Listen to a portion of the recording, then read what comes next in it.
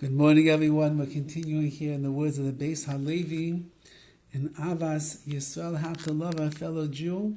And we'll give one more piece of advice how to inculcate and to grow the feelings of AHAVAS YISRAEL inside of ourselves. And that is that we look for ways to do what is best for another person. Hillel told the Ger Tzedek, told the righteous convert, that whatever is hateful to you, do not do to another. And AHAVAS, that's one way to look at it, but the converse of that is that think about the other person. What do they want? What is best for them? What do they need? What is going to make them happy? What is going to provide them with peace of mind and joy? And then you should do your best to give that to them. And if you begin thinking in such a way, where when you look at somebody else, you think to yourself, what can I do for this person? How can I help this person? How can I make their life better? How can I make things easier? How can I bring them simcha? Can I bring them joy? What could I possibly do that is going to change their day to day for the better? This will bring a person to tremendous AHAVAS YISRAEL. And a similar idea that we spoke about before, which is that when you fill up your heart with those positive messages and those ideas, where you're thinking about other people and what you can do for them, when you're not looking and judging them or looking down on them, but rather you are looking up on them, you are putting yourself into their place, into their headspace, into their desires, into their whims, into their needs, into their emotional world, and that becomes what you are focused on. There is no room inside of your heart, inside of your mind, inside of your soul for any hatred, God forbid, of another Jew. Rather, you're always thinking about how much you love that person because you want to give and do for them. And therefore, one of the tested ways that a person will be able to increase their AHAVAS YISRAEL of another Jew is think to yourself, get to know that person, understand them, what makes them happy, and then you will spend your days around that person trying your best to give them the things that are going to bring them joy and pleasure in life. So he tells over a beautiful story with Rabbi Moshe Feinstein, one of the greatest Gedolei Yisrael leaders of the Jewish people of his generation since Moshe Feinstein. There has not been anyone like him. And one of his greatest attributes was the sterling midos, the character traits that he possessed, that he had worked on, that he had refined, his anava, his humility, and the way in which he cared about other Jews. So Rav Moshe was once walking home on Shabbos morning from his yeshiva Tiferes Yerushalayim, which was on the Lower East Side of Manhattan, and he was walking back to his home.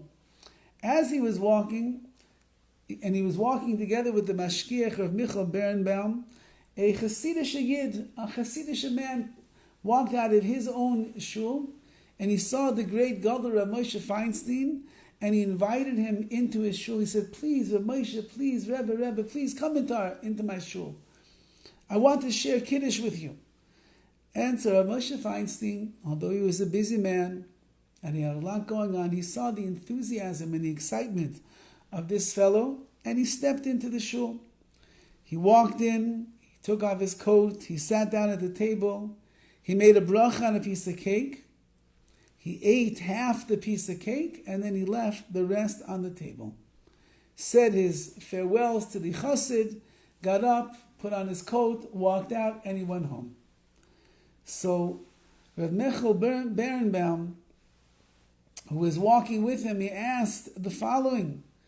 He said, "Rebbe, Rav Moshe," he said, "what was that all about over here?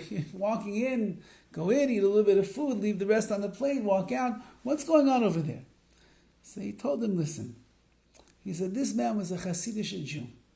And the Hasidim have a custom, it's called, they eat the shirayim, they like to eat the leftovers of a tzaddik's meal.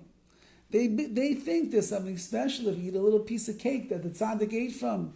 You eat some of the fish that the tzaddik ate from. You eat some of the potato kugel that the tzaddik ate from. It's going to have a good hashpah, a very good impact on you as well. So he said, look, I'm not a Hasidic person. and it's really not my minhag, shirayim, to leave over leftovers and the like. But this chassid asked me, would I eat a piece of cake with him? Why? Because he wanted some of the shirayim, he wanted some of the leftovers from my cake. So even though that is not my custom, but it's his custom. And I didn't want to diminish his joy on Shabbos. So I took a piece of cake and I made him happy. And that's really what AHAVAS YISRAEL is all about. AHAVAS YISRAEL is doing what he wants, not what I want. And when a person begins to think like this on a regular basis, we're always looking for ways to make the other person happy. We take the focus off ourselves, we place it onto somebody else, and then it becomes all about him or her, not about me. That means that my mind is absorbed in making them happy, and that increases the AHAVAS YISRAEL between me and my fellow Jew, leaves away any negative and ill feelings I have towards another person, and allows me to be focused completely on the good and the beauty and the glory of that Yid, and then I will try my best to love them by doing for them what is really best, what they want, not thinking about myself and what I want. Have a wonderful day.